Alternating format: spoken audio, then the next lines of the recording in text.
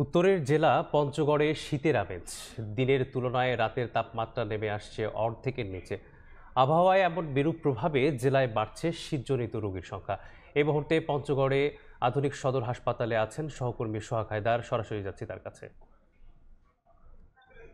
আমি এই মুহূর্তে দাঁড়িয়ে আছি পঞ্চগড় সদর আধুনিক সদর হাসপাতালে। জানিয়ে রাখি যে দেশের উত্তরের জেলা পঞ্চগড়ে কিন্তু আবহাওয়া পরিবর্তনের কারণে জেলায় শীতজনিত রোগীর যে সংখ্যা সেটা কিন্তু দিন দিন বৃদ্ধি পাচ্ছে।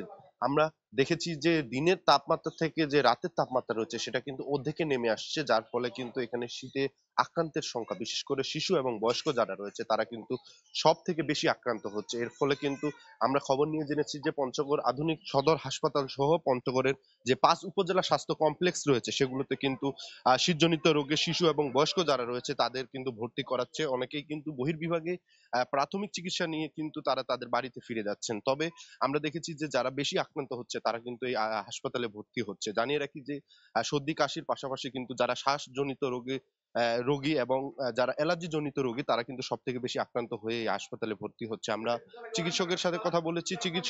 চিকিৎসকরা জানিয়েছেন যে এই সময়টিকে শিশু এবং বয়স্কদের প্রতি যত্নশীল হওয়ার বিষয়টি তারা জানিয়েছে। একই সাথে ঠান্ডা যেন না লাগে সে বিষয়টিও নিশ্চিতের জন্য তারা জানিয়েছেন। আমি বলে রাখি যে উত্তরের এই হিমালয়ের যে জেলা, এর কাছাকাছি হিমালয় পর্বত হয় কিন্তু এখানে শীতের তীব্রতা প্রতিবারের মতো আমরা লক্ষ্য করি যে অনেকটা বেশি থাকে, যার প্রভাব ইতিমধ্যে শুরু করেছে। আমরা জানিয়ে রাখি যে সন্ধ্যার পর থেকে জেলায় কিন্তু যে পাহাড়ি হিম বাতাস সেটা কিন্তু পূর্ব পশ্চিম উত্তর পশ্চিম দিক থেকে বয়ে আসছে এবং এর ফলে কিন্তু এখানে একটা রাতের সময়টিতে কনকনে শীত অনুভূত হচ্ছে। আমরা একই সাথে দেখছি যে দিনের বেলা ঝলমলে রোদের কারণে কিন্তু এখানকার মানুষের খানিকটা স্বস্তি ফিরলেও কিন্তু এই দুই তারতম্যের কারণে কিন্তু এখানে সব থেকে রোগে আক্রান্তের পরিধিটা বৃদ্ধি পাচ্ছে। আমরা এখানকার যারা স্থানীয় বা রোগী যারা রয়েছে তাদের সাথে কথা বলেছি। তারা বলছেন যে এখানে মূল সমস্যা হিসেবে আমরা দেখছি যে পঞ্চগড় আধুনিক সদর হাসপাতালে বেড সংখ্যা যেটি রয়েছে সেটা কিন্তু পর্যাপ্ত নয়। কারণ এখানে যে সকল বেড রয়েছে তা কিন্তু পর্যাপ্ত না হয় অনেক রোগী কিন্তু ফ্লোরে চিকিৎসা সেবা নিচ্ছেন।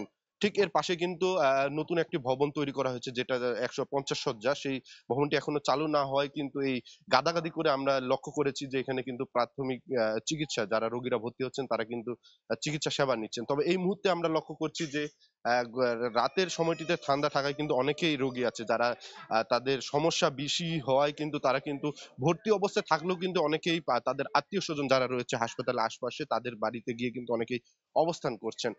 ঠিক জেনেছি যে তারা কিন্তু অনেকে যারা বাইরে এই মুহূর্তে অবস্থান করছেন তারা কিন্তু ৯টার মধ্যে আবার হাসপাতালে উপস্থিত হবেন। সে সময়টিতে আমরা আরো সেই সময়টিতে লক্ষ্য করি যে সে সময় ভিড়ের যে পরিধি বা ভিড়ের সংখ্যা রোগীর উপচে পড়া ভিড় সেটা কিন্তু অনেকটা বেশি লক্ষ্য করা যায়।